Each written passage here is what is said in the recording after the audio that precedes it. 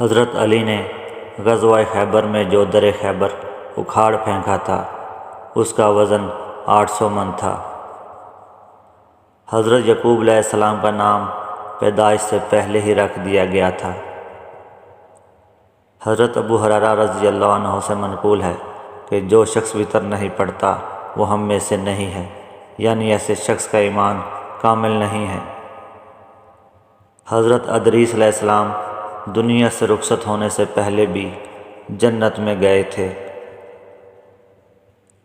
حضرت علی نے فرمایا، تمہارے منہ سے نکلی ہوئی ایک گالی تمہاری قبر میں ایک ایسا بچھو پیدا کر دیتی ہے جس کے ایک دفعہ کاٹنے سے انسان 70 ہاتھ زمین میں دھنس جاتا ہے۔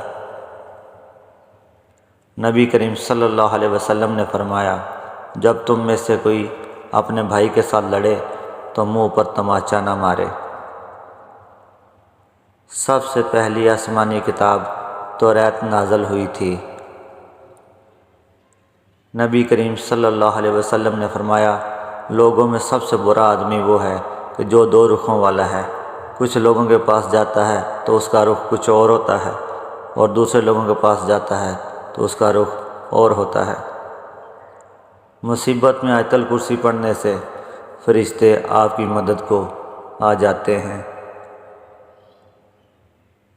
روز محشر جانوروں کا بھی حساب ہوگا، وہ بھی ایک دوسرے سے پورا بدلہ لیں گے اور بعد میں وہ مٹی میں مل جائیں گے۔ رشتے اور تعلق نبھانا ایک فن ہے جس میں دولت کی ضرورت نہیں ہوتی، محض احساس کی ضرورت ہوتی ہے۔